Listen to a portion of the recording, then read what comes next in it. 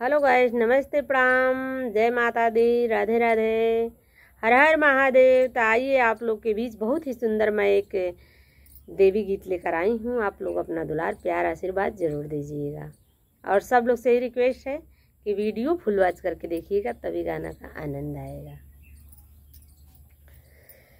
केवन फुलवा लोढ़न केवन फुलवा डासन हो, केवन हो फुलवाना हो, केवन हो फुलवाना। माई मोर करेली भोजनवा हो, केवन हो फुलवाना। माई मोर करेली भोजनवा हो, कवन हो फुलवाना। बेला फुलवा लोढ़न चमैला फुलवा डासन हो, अड़ौलवा फुलवाना हो, अड़ौलवा फुलवाना।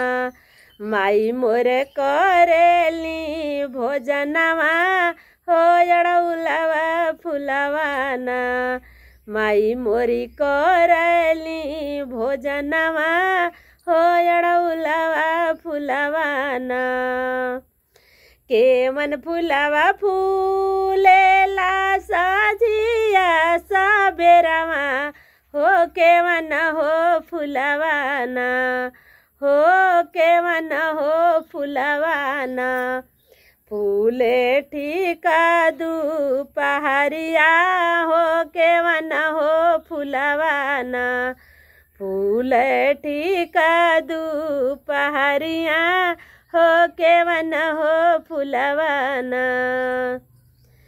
बेला चमैला फूले साझावा सबेरवा हो, अड़ौलवा फुलवाना हो, अड़ौलवा हो फुलवाना।